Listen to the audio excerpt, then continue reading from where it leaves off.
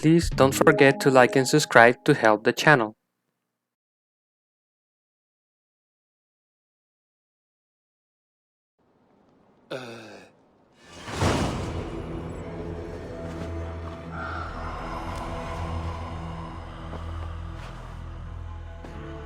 These dark visions oppress me.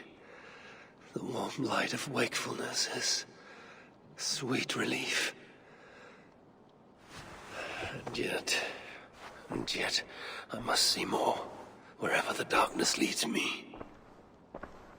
A message from Volker. If I drink the potion, I can return to my vision.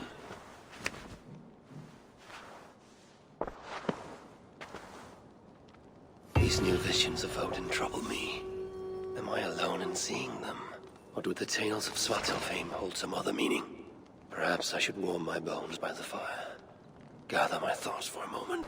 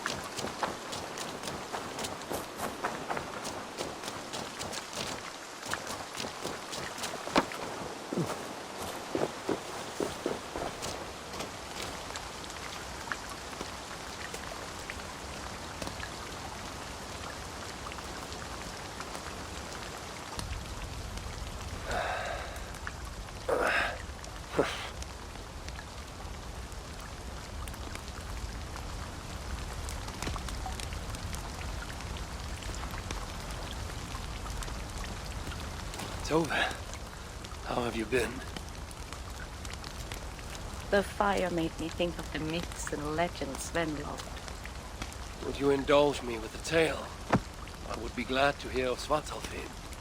I would not tell it half as well, but his favorite was a fable, to remind us to find meaning in our deeds and not in how others think of us.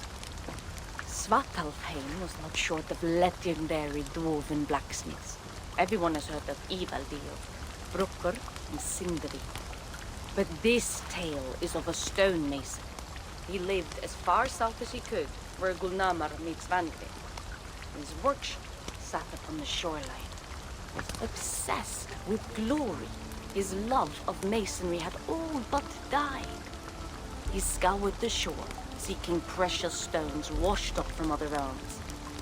Then he saw it. Something beautiful, glittering, shimmering across the water, upon an island he had never dared travel to. He hastily built a boat, working long into the night. He set sail and found many rocks that sparkled and dazzled upon the island. He cried out in joy. To craft anything from such stones, he would be remembered for all time. Then he felt a sudden sting on his foot. Then another, and another. His eyes adjusted to the dark. So consumed was he by his desire for renown, he failed to realize he had walked into a nest of snakes, until it was already too late. And so, clutching the stone that sealed his fate, there he died. Remembered, yes, but only for his folly. A fine tale, Toby, and well told. Sven would be proud.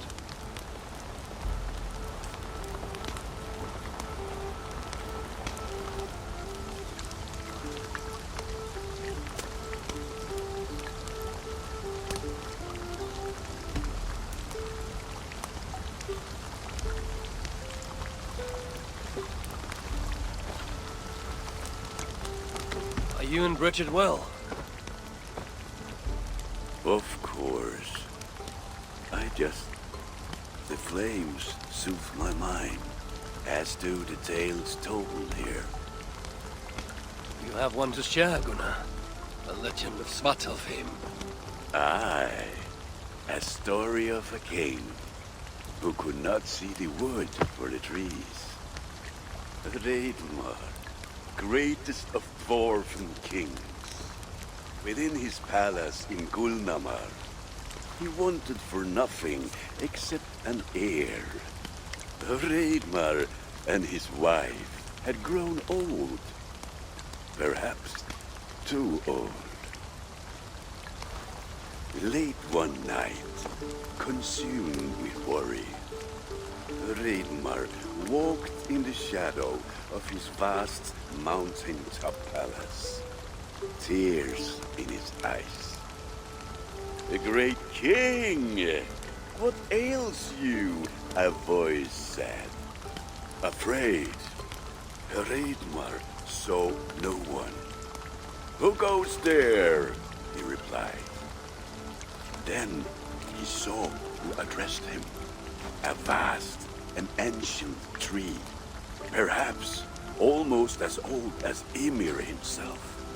Ragnarok sat upon its roots and told the tree he feared he was too old to give his subjects the legacy they deserved. The tree was so moved, it wept and offered its tears to Ragnarok. Drink, great king, it said, and your woes shall be washed away. Ragnarok observed the grass, the meadows, the leaves of the tree. His subjects' happiness could be seen in how they cared for the land. His legacy was all around him. Ragnarok felt at ease, realizing he had everything he needed, and asked that the land receive the tree's gift instead.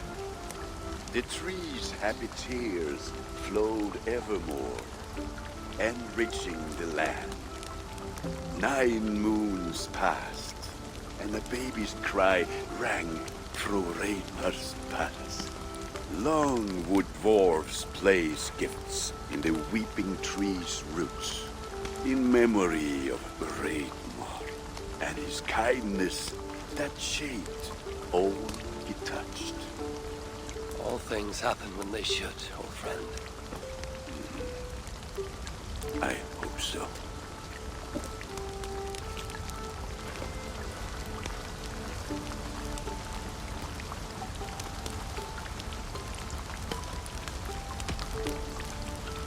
Eivor! Whatever is the matter? Have you been spending too much time drinking Valka's special sauces again? I am troubled by visions of Odin and of Svartalfheim. They flood my mind without warning, without invitation. Aha! Which is how Thor flooded Svartalfheim. Thor, fast to act, but not so fast to think, would stomp and thump and fight and bump everywhere he and Mjolnir should go. One day, he fought a giant in Jotunheim with such ferocity that Thor's killing blow was felt through all 9 realms. The ground shook, mountains rose up, hills tore apart, creating canyons, and north of Svaladal, the massive lake that housed the springs of Yggdrasil split open, flooding all of Svartalfheim. The dwarf king, Hreidmar, acted swiftly. He built 3 mighty dams, preventing further damage to his realm, working alongside his beloved subjects. So surprised was one builder to see the great king working as an equal that he slipped, tumbling into the raging waters below. Without hesitation, Hreidmar leapt, once from his horse and again from the center of the dam's lip, diving into the frightful torrent. Before the builder could even cry for help, Hreidmar was pulling him onto dry land. And so 2 giant statues were built to honor the king, one for each leap of unthinking bravery, and stood until the end of days. Until Ragnarok. Aye! So you see, actions ripple outward, like a stone falling into a lake. Or like Thor crushing a Jotun skull with Mjolnir. Affecting everything, whether foretold or unknown.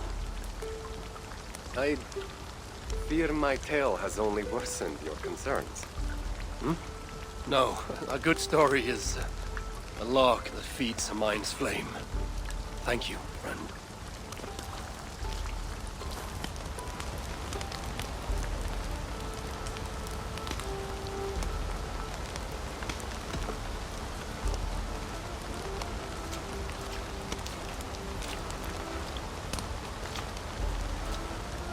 I hear you seek tales of Svartalfheim. You are not alone in your glimpses of the Aesir. You have seen them too. No. Only the power the visions hold, and their effect on those once held dear. You speak of Sigurd. Do you want my tale or not? There was a dwarven miner who cared only for his work. Mining was all he knew, all he wanted to know, and all he would ever know. One day, he heard a strange noise. All his long life, working in the northern mines of Vangring, he had never known a boulder to squeak. He ignored it at first, but as the hours passed, the squeaking continued relentlessly. When the miner could take no more, he split the boulder apart with his pick, and then he saw a squirrel. Until now, pinned by the boulder, afraid and tired, the freed squirrel climbed into the miner's long beard and slept for 3 days. When the dwarf awoke the next day, he found fruit and nuts waiting for him. A gift from the squirrel, the first the miner had ever received. Finally, the miner had a friend. The squirrel led the dwarf to a stone hill within a lake. There, the dwarf would fish for supper, while the squirrel played in the trees.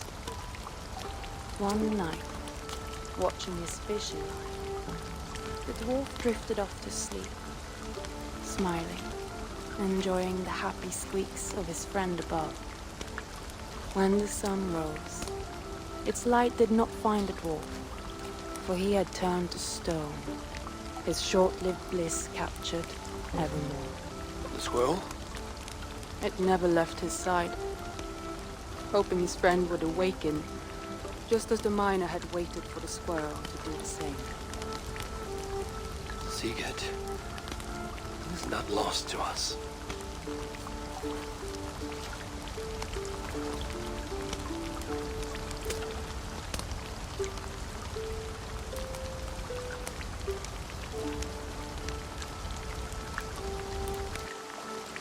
In every great story, there's truth to be found. I wonder what could be found in Svartalfheim, the place they spoke of.